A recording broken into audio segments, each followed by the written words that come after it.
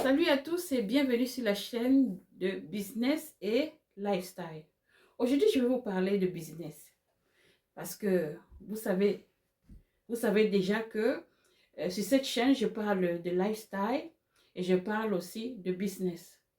Alors, aujourd'hui, je vais partager avec vous une idée business dans laquelle je suis, que j'appellerai ici le service de nettoyage, le service de ménagère. J'ai créé ma compagnie il y a de cela 3 ans aujourd'hui. Euh, c'est en 2023, juillet 2023 que j'ai créé ma compagnie de nettoyage, de services de nettoyage à domicile. Alors, je peux vous, je peux vous assurer que pour le début de mon business, je n'ai pas eu besoin d'un prêt, je n'ai pas eu besoin qu'on m'aide, je n'ai pas eu besoin de beaucoup d'argent ou de beaucoup d'investissement. J'ai commencé avec euh, une somme peut-être de 50 euros. 50 euros parce que je me suis acheté un balai, un seau pour le début, hein, un balai, un seau et, et quelques produits. Un balai, un seau et la serpillière et quelques produits de nettoyage. C'est-à-dire, par exemple, un produit pour nettoyer les meubles et tout là. Hmm? Et un produit pour nettoyer le sol et les toilettes. Vous voyez un peu. Alors, ça, c'était mes produits de base. Et alors, pour l'aspirateur et tout, j'utilisais que l'aspirateur des lieux où j'allais nettoyer. C'est-à-dire, si je vais par exemple dans le domicile de quelqu'un, je utilisais l'aspirateur du lieu. Et ça ne causait aucun problème parce que les gens généralement chez qui j'allais où je vais nettoyer me demandent toujours si j'ai besoin de produits ou d'aspirateur. Mais moi, aujourd'hui, j'ai mon propre aspirateur que j'utilise chez mes clients. Mais au départ, je n'avais pas. Je n'avais pas d'aspirateur. J'avais seulement quelques produits, un seau, une serpillière, un balai avec la palette euh, pour collecter les ordures. Ça, c'était tout ce que j'avais. Vous voyez, non, pour un départ. Et je vous assure que on m'appelait, oui, on m'appelait. Mais alors, comme je n'avais pas encore tout le nécessaire, n'est-ce pas, pour le nettoyage, alors ce que je faisais, c'était quoi? C'était, je prenais à un prix bas. Je prenais à un prix bas parce que je n'avais pas le nécessaire, je n'avais pas le matériel. Vous voyez un peu. Donc, je prenais 5 euros de moins. Vous voyez un peu. Parce qu'elle me disait, bon, il n'y a pas, je n'ai pas tous les produits, le, je n'ai pas le produit, je n'ai pas l'aspirateur, je n'ai rien. J'ai seulement ces petits trucs-ci. Et c'est les petits trucs que j'utilisais au départ, là, je pouvais le trouver facilement chez les clients.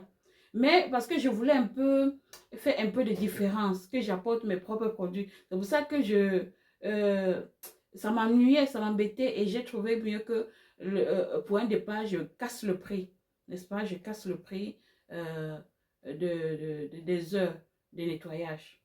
Alors, je disais donc que c'est un business qui ne te demande pas d'investir beaucoup. Vous voyez un peu, ça ne te demande pas d'investir beaucoup. Alors, j'ai investi la somme que je vous ai dit là et j'ai commencé avec mes premières clientes. Bon, au début, j'étais un peu timide, je ne savais pas comment parler aux clients, je ne savais pas comment me comporter. Vous voyez, non? On dit l'appétit vient en mangeant. C'est petit à petit. Je vous ai dit, ça fait 3 ans que je suis dedans. C'est petit à petit que j'ai commencé à comprendre comment il faut faire. Et pour vous dire vrai, chaque client qui a demandé mes services, c'est difficile qu'il me quitte.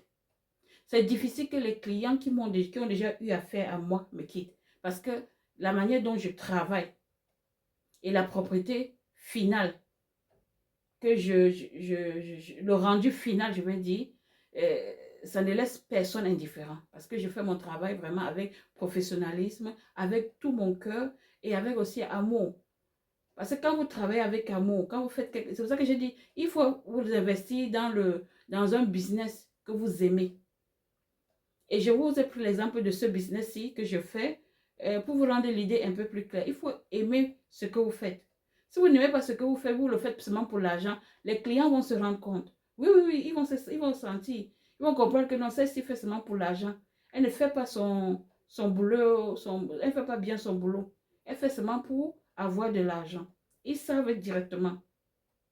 Et ils savent aussi quand quelqu'un, quand vous êtes là, vous travaillez vraiment pour satisfaire, pour satisfaire le client. Ils savent, ils sentent ça dans votre manière de faire. Et puis aussi, avec le temps, j'ai aussi compris que avec le client, il ne faut pas vous relationner comme si c'était votre famille. Non, il faut, il faut absolument bannir la relation de familiarité. Parce que quand on dit trop de familiarité engendre le mépris. Et c'est vrai, c'est très vrai. Quand vous vous engagez à faire un business, laissez l'histoire de famille, de sentiments de côté. Oui, il faut laisser ça de côté. Il faut être neutre quand vous allez travailler. Vous voyez un peu. Ça, c'est un conseil que je vous donne entre parenthèses. Soyez neutre quand vous allez travailler. Neutre, ça veut dire quoi? Si on vous pose une question, ça soit oui. S'il faut répondre oui, répondez seulement oui. N'ajoutez pas de commentaires dessus. Ne les montrez pas que vous allez là-bas pour les, je sais pas, pour flatter leur ego ou bien pour lier cette relation de familiarité-là. Non. Montrez-leur que vous êtes là pour travailler et après le travail, vous devez partir. Parce que soit vous avez un autre client à gérer ou alors vous devez rentrer chez vous pour gérer vos travaux familiaux. Il faut les montrer comme ça que vous n'avez pas du temps à perdre. C'est comme ça que je fais avec mes clients et je vous assure que ça marche. Au début c'est un peu difficile parce qu'ils sont toujours là derrière vous à vouloir engager les conversations hein, sur tout et rien. Et, et je vous assure que si vous vous lancez dans ce jeu-là, vous allez perdre beaucoup. Vous allez perdre en temps, en énergie. Vous allez même perdre les clients parce que à la fin, vous allez vous retrouver toujours que ce qu'ils vous ont demandé de faire comme service, n'est-ce pas, vous n'avez pas réussi à faire.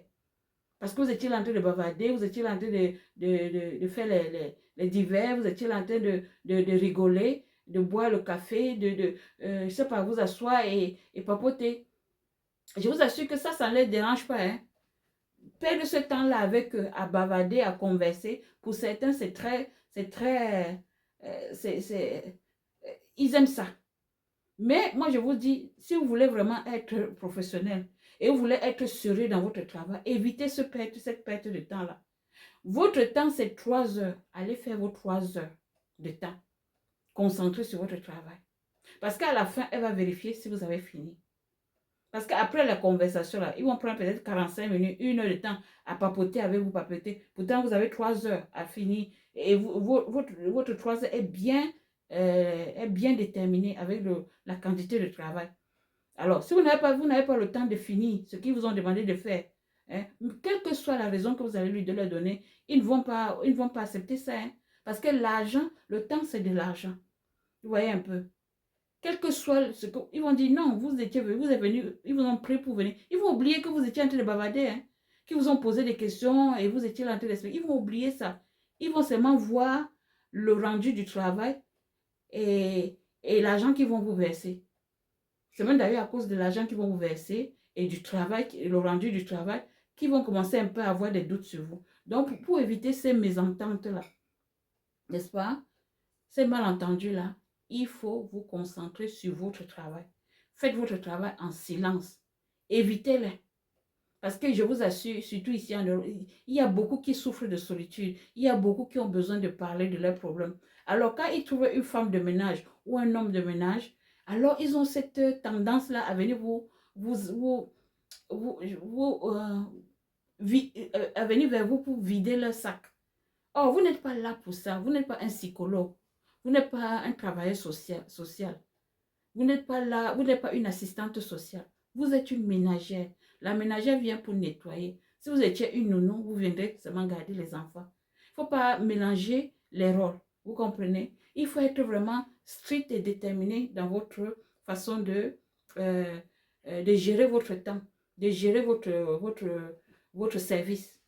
Il faut être vraiment rigide. Peu importe s'ils vont dire à la fin, oh, elle est là pour l'argent, oh, elle vient, ne parle pas beaucoup. Peu importe. L'important, c'est que vous les respectez, c'est tout. Vous les respectez et vous faites ce qu'ils vous ont demandé de faire. Point barre. Si vous les respectez et vous faites ce qu'ils vous ont demandé dans les heures ils vous ont données, vous avez gagné. Même s'ils ils vont se plaindre, mais après ils vont dire, non, on parle comme ça, mais elle nous respecte et elle fait toujours ce qu'elle nous a demandé de faire. On lui demande de faire. Et dans les limites de temps. Elle n'exagère jamais. Vous voyez un peu, il faut faire ça. Alors, retournons donc au business dont j'étais en train de vous expliquer aujourd'hui. Je disais que le business de nettoyage, le service de nettoyage est un business, n'est-ce pas, qui demande passion, qui demande le temps, qui demande aussi une bonne organisation, une bonne gestion de tes heures, de ton temps, surtout chez le client. Ça demande ça. Et une fois que vous avez comment dire, tous ces trucs-là, lancez-vous. Quand vous êtes sûr de toutes ces données-là, lancez-vous. Avec votre petit budget, vous commencez. Je vous ai expliqué comment j'ai commencé pour moi. Si vous êtes sûr que vous aimez le service que vous voulez rendre, si vous êtes sûr que c'est ce que vous aimez, ce que vous voulez, faites-le. Avec le temps, doucement, doucement, comme je vous ai expliqué par rapport à moi, vous allez comprendre ce qu'il faut faire, ce qu'il faut améliorer, ce qu'il faut changer. Je vous dis que jusqu'aujourd'hui, je peux vous assurer que jusqu'aujourd'hui, n'est-ce pas, je continue encore à acheter des appareils, des machines pour perfectionner mon ménage, le service de ménage que je rends aux personnes. J'achète encore plus de machines, je trouve encore de nouveaux produits sur le marché pour que le travail soit impeccable. Surtout quand il s'agit de déménagements là. Hein, il faut que vous venez faire un ménage, le genre que la personne qui vient après ne soit pas là encore en train de frotter parce que vous n'avez pas bien frotté, vous n'avez pas bien nettoyé. C'est ça qu'il faut éviter. Donc, il faut être professionnel aussi. Il faut être très professionnel dans tout ce que vous faites. Et je vais vous répéter encore une fois de plus que c'est avec le temps que vous améliorez. N'attendez pas que vous remplissez déjà toutes les cases pour vous lancer dans une entreprise, dans votre entreprise, ou pour débuter votre entreprise. N'attendez pas que vous remplissez toutes les cases, vous cochez toutes les cases, n'est-ce pas, pour vous lancer. Non. Lancez-vous avec ce. Si vous avez une idée et vous êtes convaincu que vous pouvez faire cela, lancez-vous. Lancez-vous, vous allez voir. Avec le temps, doucement, doucement, vous allez perfectionner. Vous allez vous perfectionner dans ce que vous voulez rendre comme service aux clients ou aux personnes. Vous comprenez un peu. Et aussi, il y a des métiers, comme par exemple le ménage, où il n'y a pas besoin d'une formation spécifique. Donc, vous pouvez faire le ménage, même si vous avez n'importe quel niveau. Même si vous ne connaissez pas encore ce que c'est que le ménage, vous pouvez vous lancer dedans. Il y a beaucoup d'autres métiers comme ça, où vous pouvez vous lancer, même si vous ne connaissez pas bien les techniques. C'est avec le temps, avec l'expérience que vous avez. Et puis aussi, il y a un autre côté, les clients. Les clients, ça ne vient pas du jour au lendemain. Ce que je vais vous conseiller par rapport à ça, c'est de continuer à partager vos flyers. Continuez à partager les cartes de visite et tout ça. Ne cessez pas. Continuez à aller afficher, partager. Et vous allez voir petit à petit, ça va aller doucement, mais sûrement. Vous aurez un client aujourd'hui. Même après 6 mois, vous aurez un deuxième. Ou après 1 an, vous aurez un deuxième. C'est maintenant que je commence à avoir vraiment des clients. Et mettez-vous en tête que quand vous commencez un business, il y a très peu de chances que vous ayez les clients là. Il faut attendre un peu. Vous voyez, non, il faut un peu laisser passer le temps pour que le client arrive. Et quand ça prend beaucoup de temps, ne vous découragez pas. Continuez ce que vous êtes lancé pour. Vous voyez un peu. Continuez avec cette idée-là. Continuez à le faire avec les clients. Continuez à partager vos cartes de visite. Continuez à demander aux gens de vous référencier un peu partout. Continuez avec ça. Et vous allez voir, tout va aller bien. Vous voyez la vidéo que je vous fais passer en bas là. C'est juste pour illustrer ce que je suis en train de vous dire là. Pour vous montrer aussi comment je travaille. Une autre fois, je vais vous montrer encore plus spécifiquement ce que je fais. Comment je travaille. Ça, c'était qu'une introduction. Portez-vous bien, on se dit à plus. Bye.